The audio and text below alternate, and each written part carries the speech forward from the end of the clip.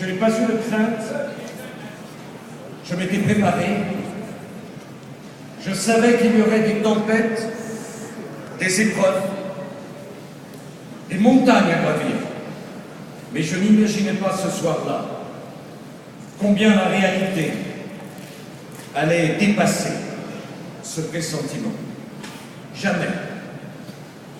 Jamais le monde n'allait connaître une telle succession de crises si violentes, si universelles, si longues.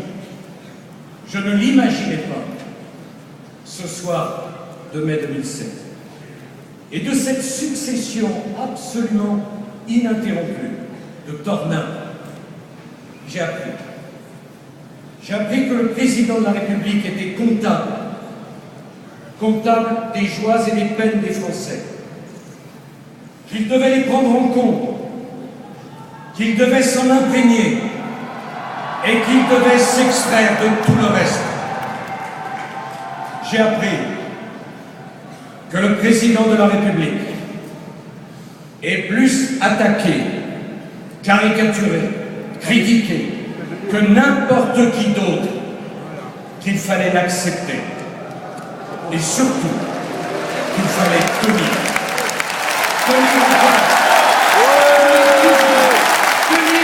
envers et contre tout.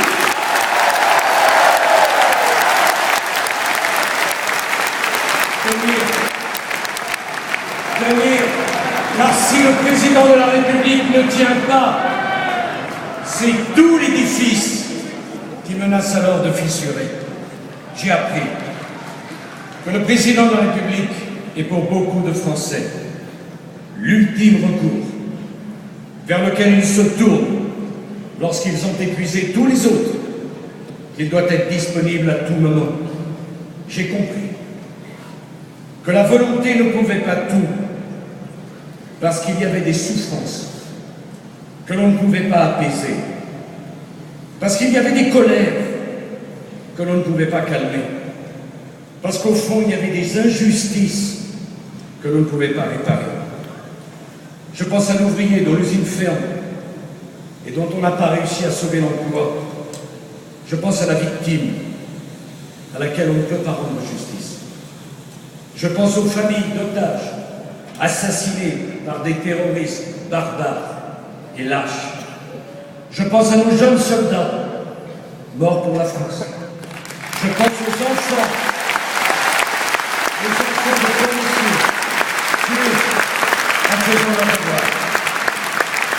J'ai compris, mes chers amis, j'ai compris devant les cercueils couverts du drapeau tricolore, alignés dans la cour des Invalides, que la responsabilité du président de la République ne ressemble à aucune autre.